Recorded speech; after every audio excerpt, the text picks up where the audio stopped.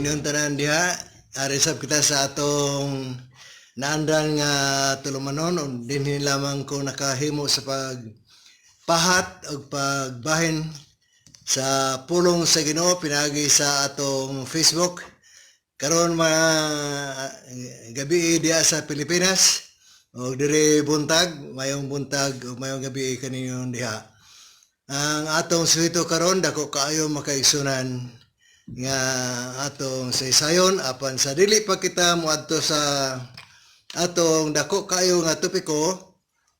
Ihatag ko ang panahon sa pagpatalinhog kaninyo sa usa ka alawiton gihatag nila Mr. and Mrs. Greg Payorskowski kung bana sa akong bata si Pinky Serrano.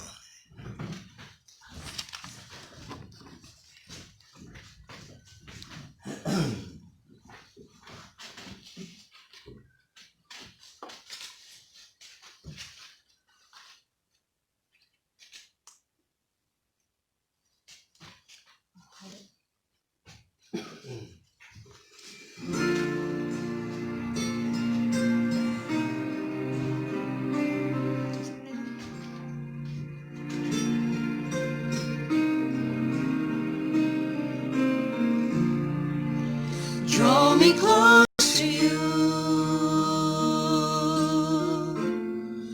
Never let me go.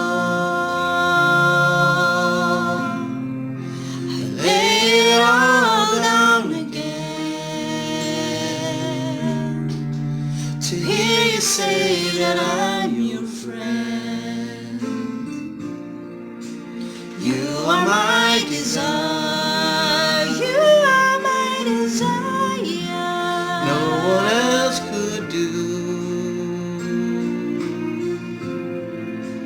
Nothing else could take your place, to feel the warmth of your embrace. Help me find a way, bring me back to you.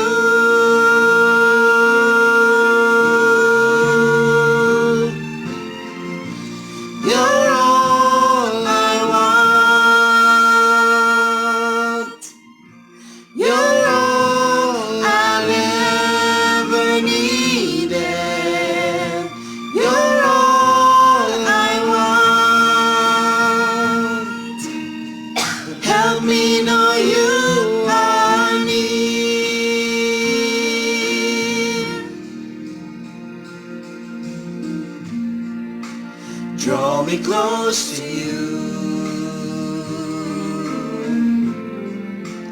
Never let me go. Lay it all down again to hear you say that I'm your friend. Help me find a way, bring me back to you.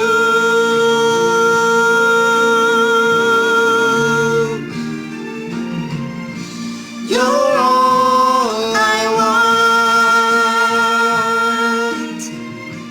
You're all I've ever needed.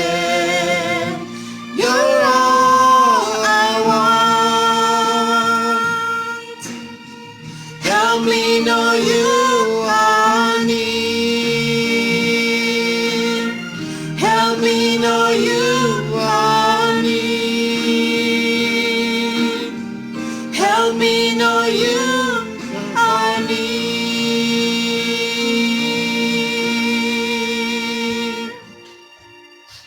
God bless everyone. God bless you guys.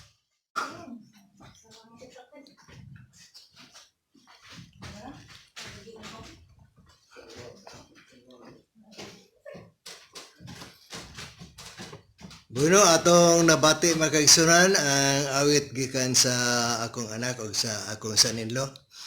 O sa dili pa kita moadto ni dako nga suhito nga atong pagatun-an karon ka gabion, magampo na kita makaigsunan. Kanimo Ginoong Dios nga naa ka sa kalangitan, nagabuhat sa tibuok kalibutan. Ikaw ang Dios nga among ginasimba, ginasangpit, ginasaligan.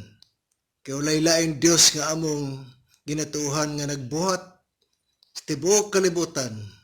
Gawas kanimo lamang, Ginoo. Samtang ako magapahat, niniimo na kong pulong ngadto sa makatawhan. Ikaw ang maghahatag og kaalam kanako sa pagsaysay, sa pagdiskubre, sa napalibugan sa kalibutan, kundiin gikan kining gitawag nga coronavirus. Unay lain impormasyon nga kasaligan sa akong kinabuhi kundi ang imong balaan pulong sa Dios. Nga among diskubrihon kundiin gikan kining coronavirus ug unsay tuyo nga naabot kini sa kalibutan. Giyahay kami ug tudloy kami kanlangini ang nagapaminaw sa tibuok kalibutan. Ikaw Ginoo sa magapanalipod sa katalagman nga miabot kanamo karon. Labi na sa imong makatawhan. Ikaw nagsaad na magapanalipod sa among makinabuhi. Busa among ginatugan kini sa ngalan ni Ginoong Hesus nga among manluluwas. Amen. Bueno, mga kaigsunan, ara kita sa dako kaayo nga gikalibugan sa kalibutan. May tungod ni ining balatian nga midagsang karon sa kalibutan. Daghan ang mga sulbad-sulbad kung unsaon kini pagsumpo apan sa mga tawhanon nga mga abilidad. Walay nakaplagan nga medisina o mga paagi.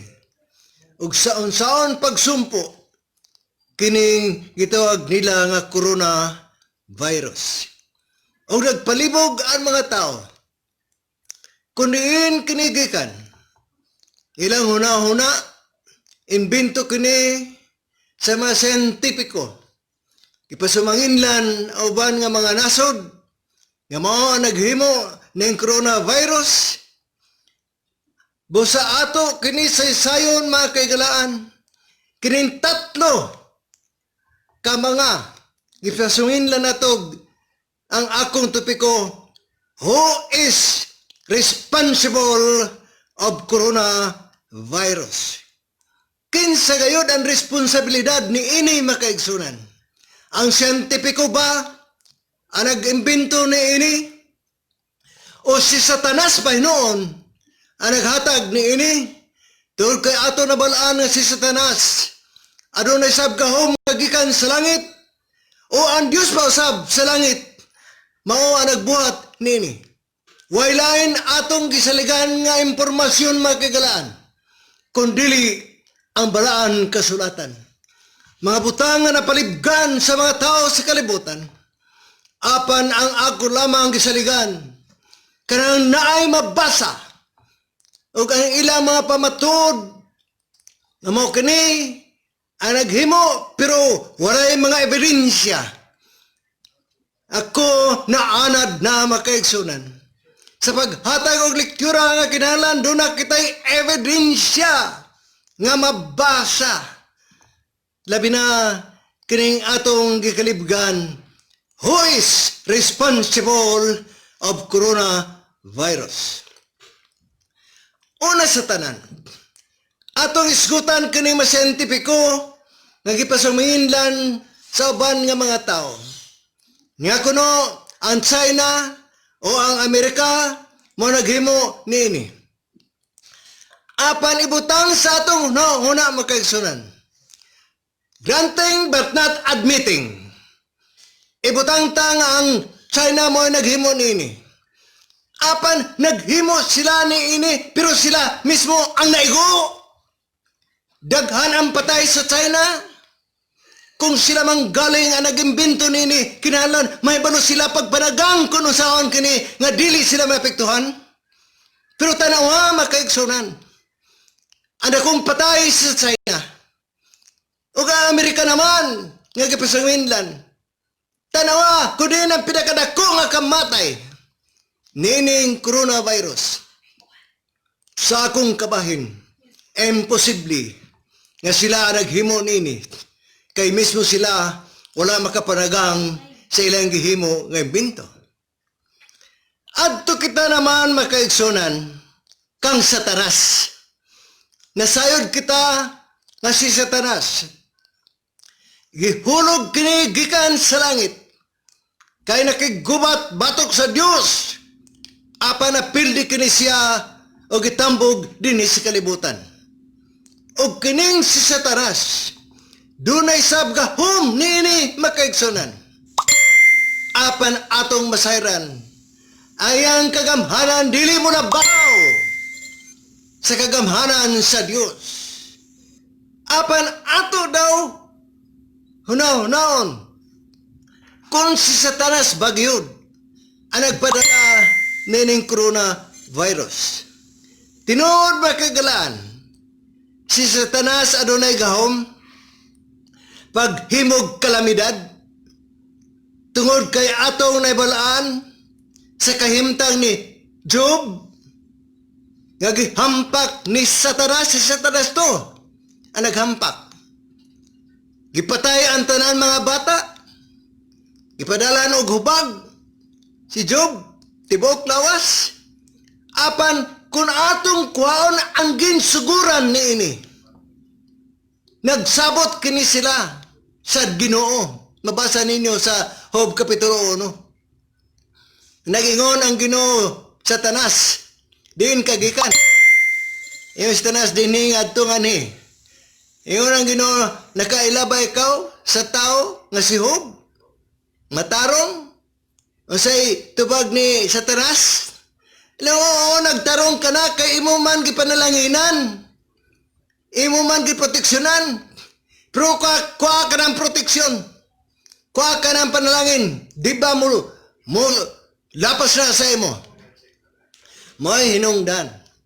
Ngayon ang Ginoo, sige, buhata ang kutob sa imo, mahimo, kanghob. Apan ayaw lang kuhaa ang iyang kinabuhi. Kita na ibalo, ngay, ining istorya. Apan sa nakita nato, nga bisan giunsa ni Satanas, paghimo para mabulag si Job pag-alagad sa Dios.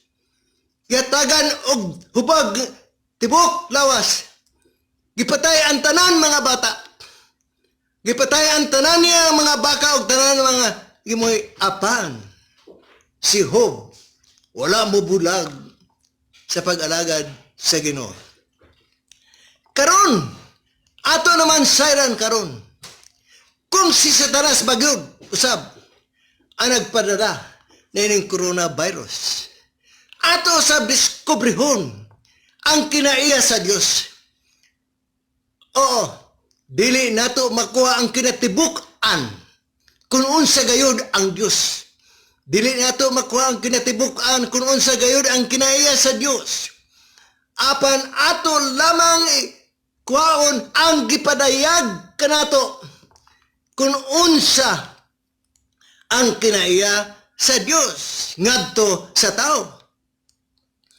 Kay ato nasayran makaigsunan nga kining si Satanas ang tuyo ni ini nga manulunda mao ang paghimo sa mga tao nga ang mga tao mahimong dautan. Mao na iyang tunong makaigsunan. Iyang himuon nga ang tao dili mo alagad sa Ginoo, mao kana ang iyang goal. Makaigsunan ti man ina, mo na niyang goal. Daghan ang mapaagi niya kining si Satanas para ang tao makabulag sa pag-alagad sa Ginoo. Dili kay diktahon kapag sugo nga buhatan daw tan. No, dili. Sugoon ka nga maghimo kag maayo. Apan di lang matuman sa balaod sa Ginoo. Ibalo ka ang mga tao, kaayo ang mga binuhatan karon, Mga tao karon tanaw nimo mga dagko ang ilang hinabang ining coronavirus. Apan atong masayran nga ang kaaway sa Dios naghimo usab ni ana apan ang isa lamang kabutang nga dili siya gusto nga tumanon ang sugo sa Dios. Mura ang tunong niya makaigsunan. Ari naman kita sa Dios nga tao nakadiskubre usab nga ang tao nga ang Dios gugma. Sa ako na obserbahan makaigsunan ug ako na matikdan ang kasagaran magawali sa kalibutan nga ang Dios gugma. Tinuod kana ang Dios gugma. Apan wala nila hisguti ang kasuko sa Dios. Ang ilan lamang ginahatag sa pagpabalo sa mga tao ang gugma lang sa Dios. Tama na. Kay God is love. Apan sa luyong nga bahin, wala itudlo sa mga tao ang kabangis sa Dios, ang kaligut-gut sa Dios. Kay nahadlok ang mga tao sa pagtudlo niini. Kay basin kuno ang mga tao matrantar o mahadlok sa Dios. Hinungdan way kahadlok ang tao sa Dios. Karon imong nabulaan makaigsunan tungod kay gibrinwas ang tao sa kalibutan nga ang Dios gugma lang og dili mo buhat og dautan. Hinungdan nga nangahas ang mga tao sa pagbuhat og dautan, paglapas sa sugo kay kuno ang Dios gugma ug mupasaylo ang Ginoo. Mao kana ang hinungdan karon makaigsunan. Nga resulta sa mga wali sa mga tao karon, wa nay kahadlok ang mga tao ngadto sa Dios kay ang Dios daw gugma. Dili ko bulali sana makaigsunan. Apan ang kulang lang nga ang tao wala tamniyog kahadlok sa Dios.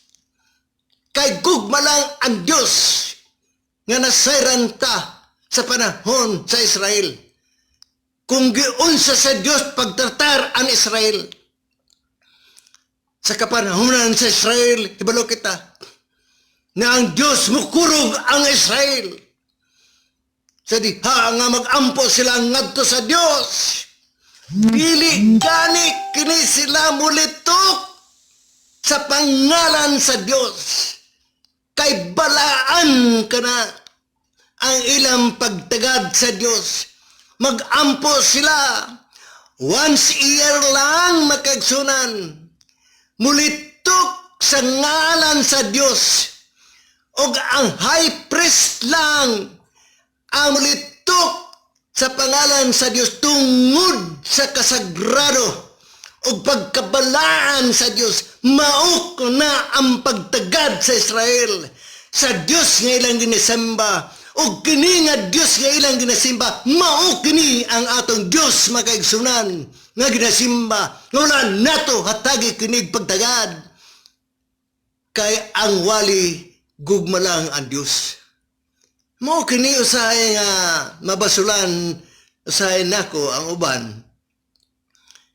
nga ang pagwali may tungod sa Dios ang gugma lang. Apan wala hatagig pagtudlo ang mga tao nga ang Dios bantay. Kaya ang Dios mubuhat og maayo og bubuhat og dautan. Basi matingala ka mo ni ana. Kaya walay tingali nagwali ana nga ang Dios mubuhat og dautan. Mubuhat ang Ginoo og dautan. Ato na mabasa makaigsunan. Mabasa ta. Di man kumusulti ana. Kung wala tayo mabasa. Ang Dios mubuhat og maayo o ang Dios mubuhat og dautan. Bueno, sunda ko ninyo pagbasa makaigsunan. Isaias 45 city. Di ba ang Ginoo mubuhat og dautan usab? Mao ni ang kulang nato nga ang mga tao lay kahadlok. Kay ang giwalihan lang nga ang Dios gugma og dili mubuhat og dautan. Busa ang mga tao nangahas pagbuhat og dautan. Kay kuno ang Dios gugma. Isaias 45 versikulo 7. Isulat ninyo palihog makagalaan. Kay basin masukan ako ninyo sa dili pa ako mapadayon. Palihog lang isulat ang mga teksto nga akong pagabasahon para dili ako ninyo mabasulan o dili ako ninyo mapasungidlan nga nagdaot ako og relihiyon. Timanin ninyo makagalaan. Kay ako magwali way cover kung unsa ang akong nabasa, kinahanglan isinggit kini pagtudlo sa mga tao. Mao na ang akong pasidaan kaninyo kay basin sa ulihi, inigtapos sa akong lektura, mo sulti ka mong nagdaot si Sirano. Ayaw, ang ato lamang nga ipadayag lang ang kamatuoran nga gipadayag sa Ginoo sa balaan kasulatan. Akong balikon isulat ninyo Isaias 45, versikulo 7. Ako nagahimo sa kahayag o nagabuhat sa kangitngit. Ako nagabuhat sa pakigdait o nagahimo sa dautan. Ako nagabuhat sa pakigdait o nagahimo sa dautan. Ako mausyuba nga nagahimo ni ining tanan mga butanga. Tanan mga butanga. Klaro ba makaigsunan? Dili kay ang Diyos nagbuhat lang og maayo. Kung ikaw maayo, siyempre ang Diyos magbuhat og maayo. Kung ikaw dautan, balusan pud kag dautan. Kay kung unsa ning gabuhat, imong pag-anihon. No, hinungdan makaigsunan. Nga ang tao dili mo kurog sa Dios kang ilang pagtuo nga ang Dios gugma lang apan dinhi sa atong nabasa ang Dios mobuhat pakigdait ug mobuhat dautan. Testingan ta kini makaigsunan nga atong mapamatudan sa diha nga si Saul ang hari sa Israel. Kuantag leksyon si Saul. Si Saul gibutang nga hari sa Israel. Apan sa ulahi kining si Saul dili na motuman sa instruksyon sa Ginoo. Musupak na sa Ginoo. Da nagsugod ang unang hari sa Israel mao si King Saul. Sa diha nga siya naghari na. Uy, dili naman mo tuo sa instruction sa Diyos. Kay siya naman tuod ang hari sa Israel. Nagtuo siya nga ang tanan pagbulutan sa Israel, magagikan kaniya. Apan sa laktod na pagkasulti, sa diha nga gibuhat niya kini. Ato kini mabasa sa 1 Samuel 16. Isulat ninyo naman makaigsunan. 1 Samuel 16, versikulo 14 hangtod sa 15. 1 Samuel 16, 14 hangtod sa 15. Karon ang espiritu ni Jehova mibulag gikan kang Saul og ang dautan nga espiritu gikan kang Jehova. Din gikan ang dautan espiritu. Ang maayong espiritu gikan kang Jehova. Ang dautan espiritu gikan gapon kang Jehova. Balikon ta. Karon ang espiritu ni Jehova mibulag gikan kang Saul og ang dautan nga espiritu gikan kang Jehova nagsamok kaniya. Dautan espiritu gipadala sa Dios kay kini si Saul lagi. Wala na magmatinumanon. Versikulo 15. Og ama sa lugoon ni Saul, miingon kaniya niya karon, usa ka daotan espiritu gikan sa Dios nagasamok kanimo. Higala, kinahanglan ato mabalaan ang kinaiya sa Dios. Para ang tao dili magsalig kay ang Dios gugmatod. O dayon ang Biblia nga ang Dios mahinay sa kasuko. Ang Dios maluluyon apan sa lain bahin. Kung ikaw sinupakon sa iyang kasuguan, ang Dios magalaglag, magapadalag daw tan espiritu kanimo sama kang Saul. Hinungdan nga kining uban mga balatian makagalaan gipadalhan sa Dios. Deuteronomio 28. Isulat naman ninyo makagalaan.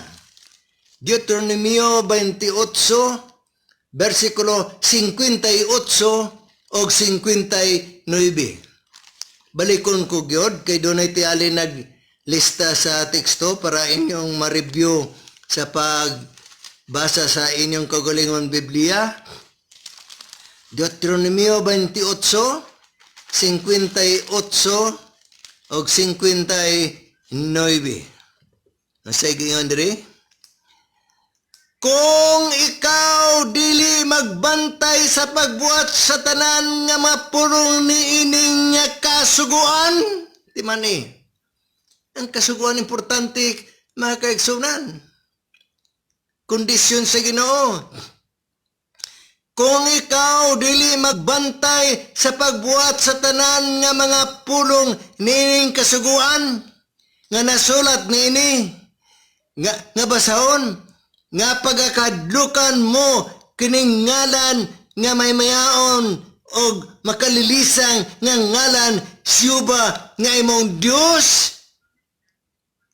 Wa may kadlok sa Dios. Onya pagahimuon ni Jehova nga magapatingala gayod ang imong makamatay, ang makamatay sa imong kaliwatan, bisan pa ang makamatay nga dagko o mga tagdugay nga mulungtad o mga sakit nga daotan nga tagdugay. Sabtan ninyo makaigsunan, pagpanamastamasan ta ang pangalan sa Dios, kay dili nato tumanon ang iyang gisugo. Padalhan kitag kamatay, padalhan kitag balatian, dili kay si Satanas lang ang mulaglag sa kinabuhi ni Job. Nga ni si Job wala gani mapatay, hapan kung ang Dios na ang magabuhat. Kay nakita sa Dios nga ang tao masinupakon. Ang Dios makaigsunan. Ang importante gayod ang pagkamatinumanon. Kay bisan unsaon nimo paghalad-halad, dagko mga halad, binilyon ng mga halad, dili ka na importante sa Ginoo ang mga halad. Kay nga pobre ang Dios? Ang Dios iya ni tanan butang sa kalibutan? Imo lang bayaran ang imong paglapas pinaagi sa mga paghalad? Unsay gibuhat ni Saul para matabunan ang iyang supak nga balaod? Nag-andam siya mga tambok nga mga baka, tambok nga mga karniro para ihalad. Pero unsay ingon ni Samuel, Prophet Samuel, sa 1 Samuel 15 versikulo 22. Ato gid basahon makaigsunan. Kayo sa ay magsalig nga ato tal maghalad man ko, ako man ikapuluan. Mula pas tagsugo, total naghalad man ko. Abi nila mabayaran ang sala sa halad. Daw ilang gihimo nga pobre ang Ginoo. Nga ang Ginoo ang tag-iyain ning kalibutan. 1 Samuel 15, versikulo 22. Basahon tagod makaigsunan. Kaduhan Samuel, 1 Samuel, 15, 22. Kaya mo ni usay ang kasaypanan nato makaigsunan. Nga buot ko lamang basahon kaninyo. Iyon diriog si Samuel miingon, siya mo idako bang kalipay sa mga halad nga sinunog o sa mga halad maingon sa pagtuman sa tingog ni Yuba? Aniya karon ang pagsugot labi pang maayo kaysa mga halad, ang pagpamati kaysa matambok sa mga laking karnero. Ang pagsugot labi pang maayo kaysa halad. Obey is better than sacrifice. Mao kana makaigsunan. Ang importante ang obedience sa mga tao. Ang importante dili ang pag-ampo-ampo lang. Kaya importante nga tanawon sa Ginoo ang pagkamatinumanon. Kay kung kita nagmatinumanon, nagpasinungog ikaw sa Dios nga lang doon yamot.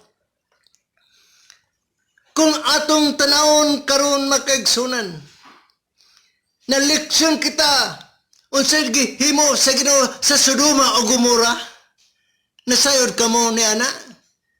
Unsay maproblema sa Sodoma o Gomora nganong gilaglag?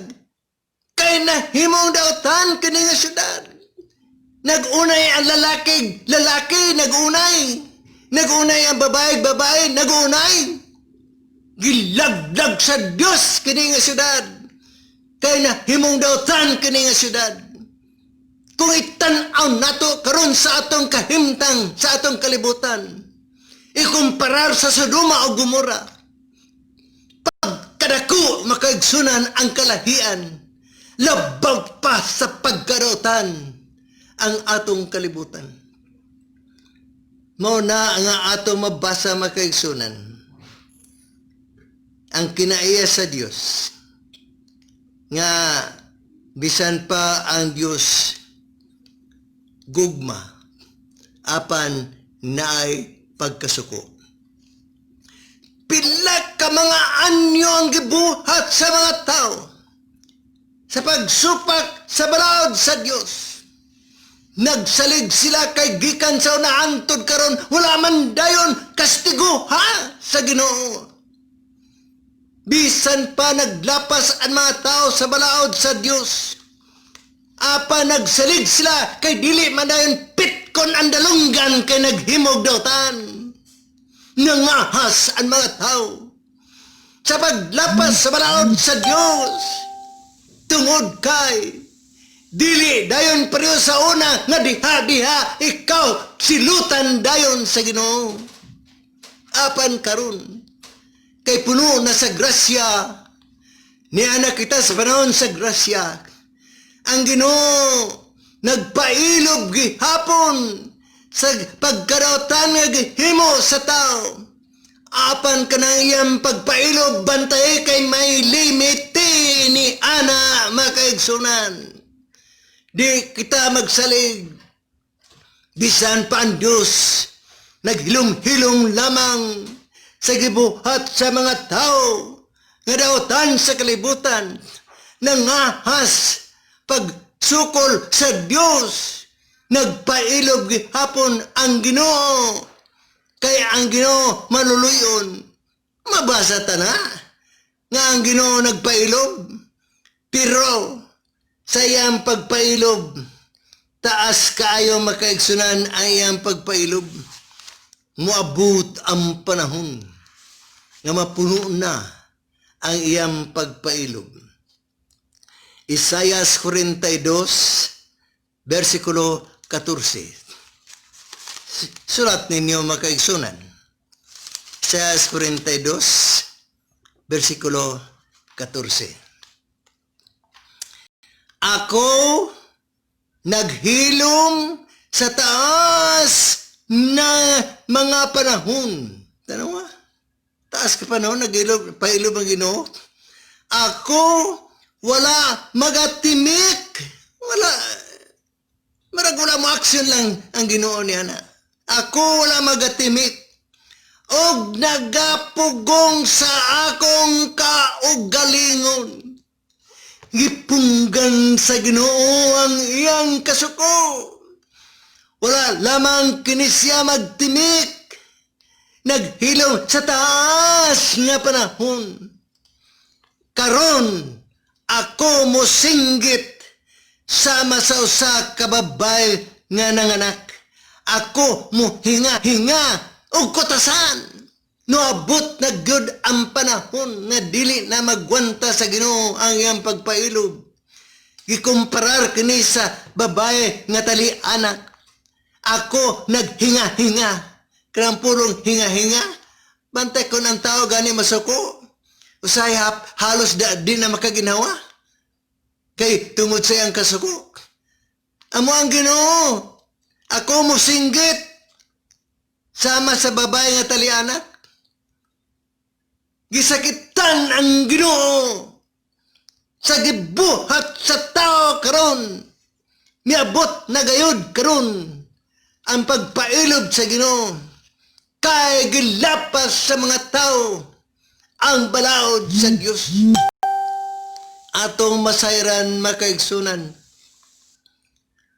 sa panahon ni Propeta Elijah o panahon ni King Ahab.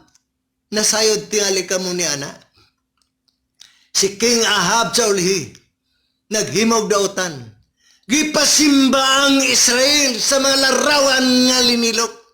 Nagingalan si Baal. O ang Israel nadala ni Hari Ahab. Nasuko ang Ginoo. Gipadala ang propeta nga si Prophet Elijah. Apan inaigisabdong ni Prophet Elijah. Gipaningwa si Prophet Elijah nga patyon. Hindalagan in town ang propeta ngadto sa bukid. Apan gisultihan si Prophet Elijah sa Ginoo. Adto si King Ahab. Sayri, sultihi. Nga kining pagpadala kog hulaw nga pila ka tuig walay ulan. Inya sige na ang halad sila Prophet Ahab sa Diyos nga si Baal para muulan. Apan wala muulan, gihagit ni Propeta Elijah. Abi daw, kung parahon ta ang inyong Diyos o na akong Diyos, maghimo kitag duha ka altar. Maghalad kamo sa inyong halad nga sinunog. Kaysa una, halad nga sinunog. Maghalad kag mananap, dunggon sa Ginoo, sunugon na nimong ihalad. Maghalad ako usab sa akong kagalingon Dios o atong taparon kinsa ang pamation sa Dios. Yun niya Ahab, himo sila dito ng altar. O niya, baka, niya si Usayaw ang mga propeta ni King Ahab. Pagsampit kang Baal, apan gikan sa buntag hantod sa udto, wala gud tubaga. Ang ilang gihalad, naara gihapon, walay kalayo nga hinsunog. Gayong na ni Prophet Elijah, mabasa na ninyo. Tudahi pagsinggit ang inyong Diyos, kitingali natulog ang inyong Diyos. Tudahan sab nila pagsinggit. Apan, walay balita. Ingon ni Prophet Elijah, ako naman, kanang akong hala diha, hala bubuin ninyong tubig, daghana ang tubig, butangig kanal. Kay mag-ampo ako sa Ginoo. Tanawon ta, kung kinsan dawaton sa Ginoo. Nasayod kita makaigsunan. Sa diha nga giampo ni Prophet Elijah ang Diyos sa langit nga nagbuhat sa kalibutan. Sa bag-ampo lamang niya. Nanaog ang kalayo. Gitilapan ang iyang halad apil ang matubig hinghubas. Tungod kay ang Diyos sa Israel, mao ang Diyos nga nagbuhat sa kalibutan, nga giislan sa mga larawan ni Baal, nga ilang Diyos, nasuko ang Ginoo ni Ana. Ari kita sa warning sa Diyos, apil kita ni ini nga warning. Kung giunsan nato, pagtagad ang pasidaan sa Ginoo naman, sa gipadayag ko kaninyo ang kahimtang sa una ang gibuhat sa Israel. Mabasa ta dinhi Levitico 26 versikulo 1 hangtod sa 6. Paminawa ninyo ang pasidaan sa Ginoo. Levitico 26 versikulo 1 hangtod sa 6. Dili kamo magbuhat alang kaninyo og mga Diyos ni magpatindog kamo sa larawan nga linilok kung larawan nga bato, ni magbutang kamo og bato nga sinilsilan diha sa inyong yuta aron magyukbo kamo niini kay ako mao si Jehova nga inyong Dios, ang Dios sa langit nga naghatag og pasidaan ini. Nga gididaan kita apil kita niini sa pagsimba sa mga Diyos o pagyukbo sa malarawan. Versikulo 2. Pagabantayan ninyo ang ako mga adlaw nga igpapahulay o magbaton kamo og kataha sa akong balaan nga puloy-anan. Ako mao si Jehova, ang Diyos sa langit nga nagbuhat gapon sa kalibutan. Mao nagtugon na kinahanglan bantayan jud ang adlaw nga igpapahulay. Kita nasayod kung unsa nga adlaw ang gitawag igpapahulay.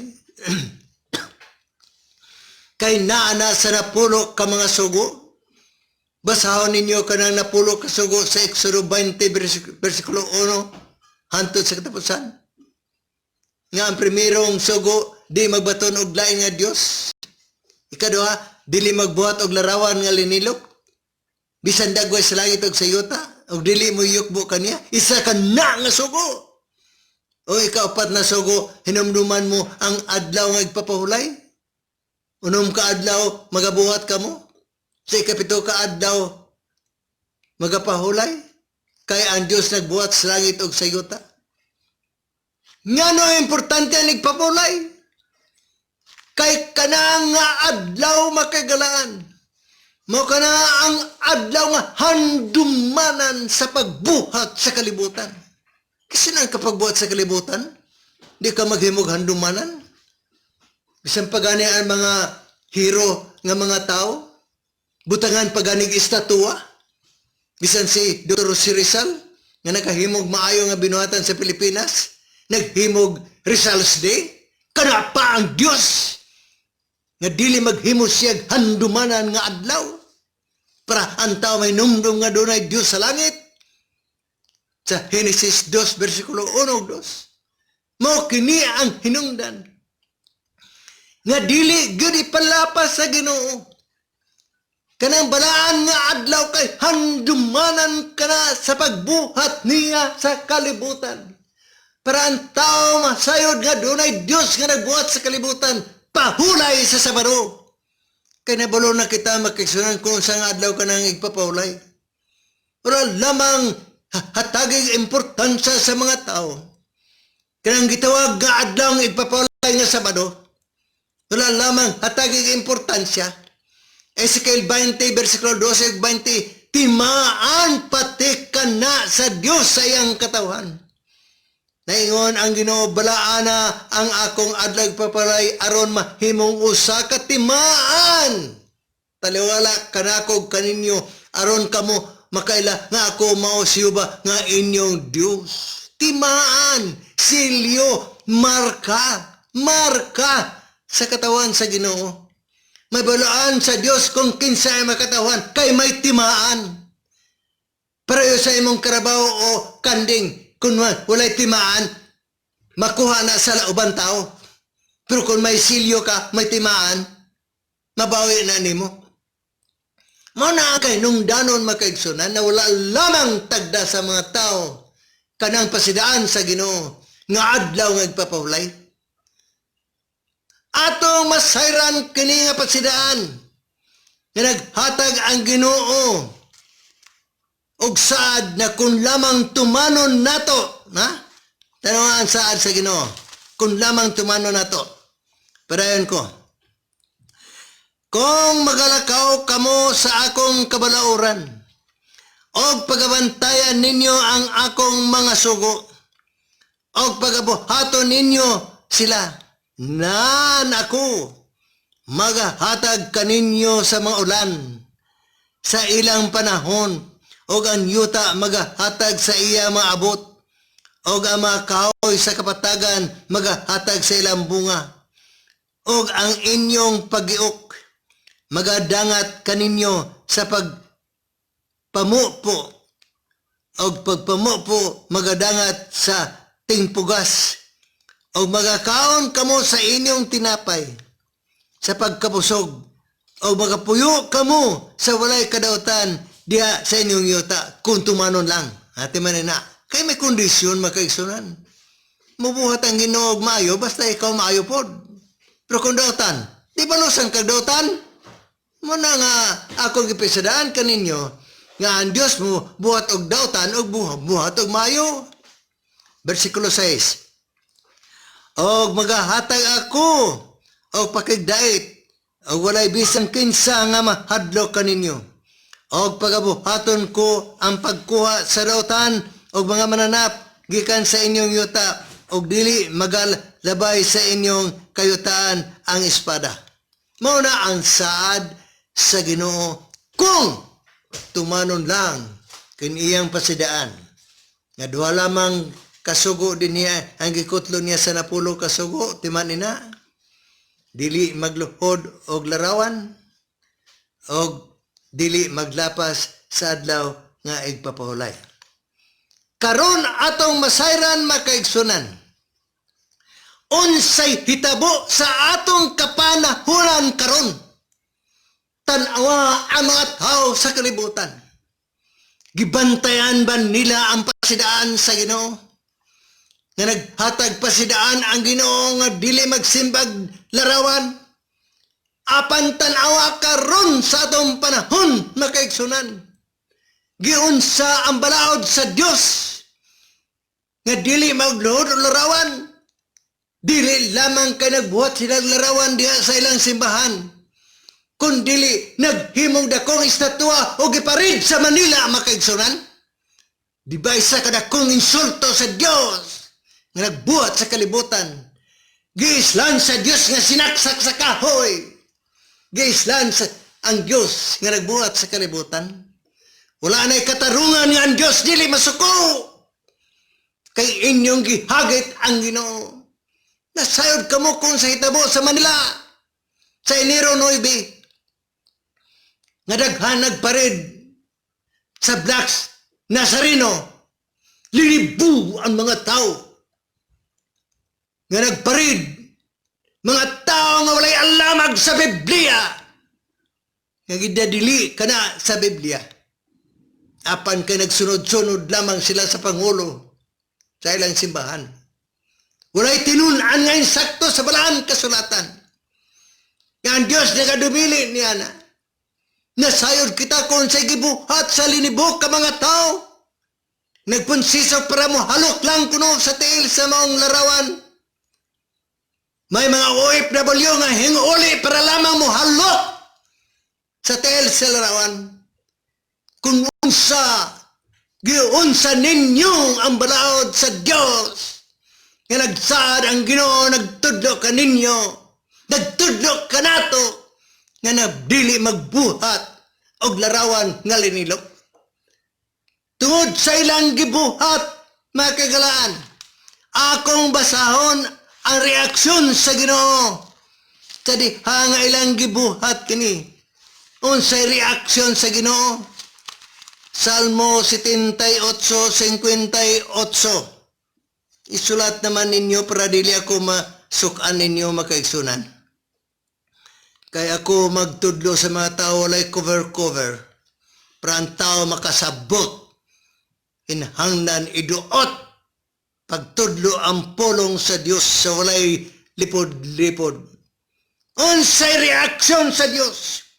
At tong gihimo nila pagparid sa larawan nga linilok taliwala sa kasidaran sa Manila. Isa kini ang hinungdan. Mabasa ta sa